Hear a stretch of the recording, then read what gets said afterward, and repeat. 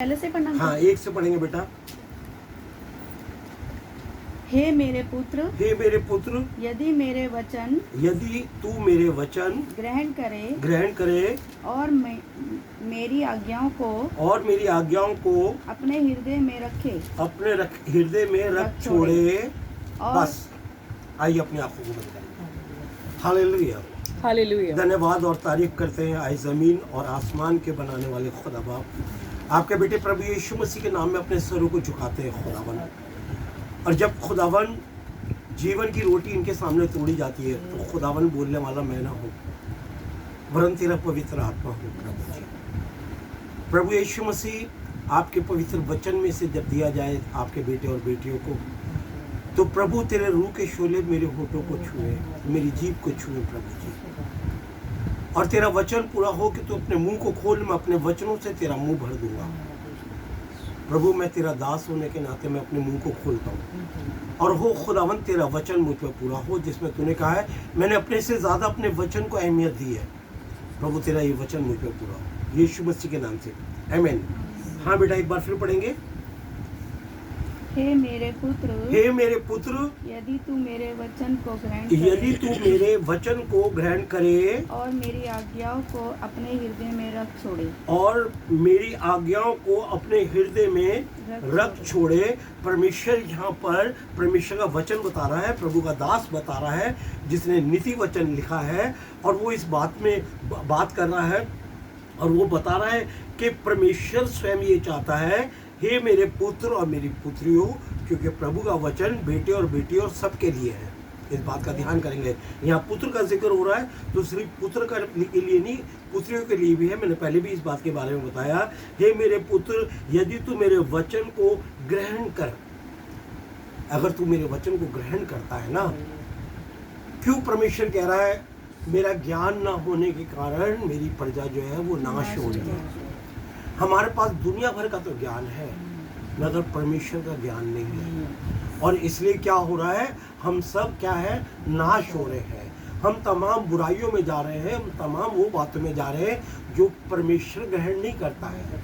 परमेश्वर इस बात को इससे आनंदित नहीं होता, वो तो आनंदित इस बात से होता है कि उसका पवित्र वचन हम क्या करें, ग्रहण करें और मेरी आज्ञाओं को अपने हृदय में रख छोड़। जो आज्ञाएं दी हैं, समझ रहे, हमें आज्ञाएं दी हुई हैं। तू खून ना करना, तू वह विचार ना करना, तू किसी मूर्त के सामने उपासना मत करना, और तमाम जो ये आज्ञाएं हैं, और इसके से बढ़ के आज्ञाएं प्रभु यीशु मसीह ने कहा सबसे बड़ी आज्ञा क्या है कि तुम अपने पड़ोसी से अपने मानिंद प्रेम करो। ये परमेश्वर के वचन में उसकी आज्ञाएं हैं, तो उसकी आज्ञाओं को क्या करना है, हमने ग्रहण करना है और मानना है। इस बात का हम ध्यान रखें। हम हमेशा, क्योंकि सिर्फ अगर हमें जब तक परमेश्वर का ज्ञान नहीं होगा ना, तो फिर पड़ोसी तो हमारा सबसे बड़ा दुश्मन भाई, हम उनसे बात नहीं करते। सबसे पहले पड़ोसी काम आता है, समझ रहे हैं आप। अगर कोई विपदा, कोई परेशानी आती है, अगर हमारे जीवन में प्रभु यीशु मसीह स्वयं अपने वचन के साथ हमारे साथ है, तो फिर क्या है, वो कह रहा है अपने दुश्मनों को माफ करो, अपने सताने वालों के लिए प्रार्थना करो। समझ रहे, मैं हमेशा कहता हूँ भाई, मैं कभी दुश्मन नहीं पालता।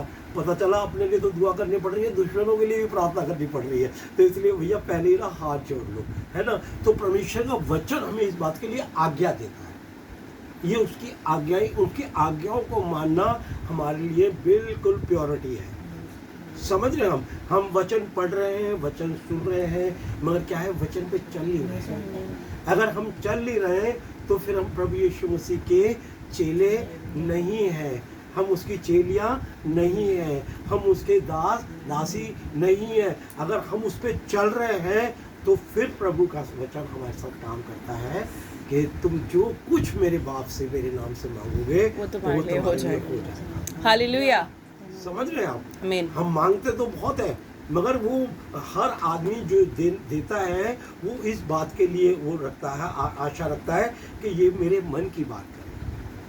समझ रहे। अब जब हम जॉब में जाते हैं, जॉब में हम अपने काम करते हैं, तो हम अपने बॉसों को खुश करने के लिए उनकी हर बात को, हर आज्ञा को क्या करते हैं, मानते हैं। लोगों का कहना है कि भैया ना जी की हाँ जी की नौकरी और ना जी का घर, है ना, समझ रहे हो आप, लोगों की कहावत होती है ये। तो इसलिए बड़ा ध्यान करना है हमने कि हमने खुदा की आज्ञाओं को मानना, जो उसने कहा है उसको परफेक्टली दिल से मानना है, ऐसे किसी को दिखाने के लिए और वो नहीं बोलते दिल से मानना नहीं।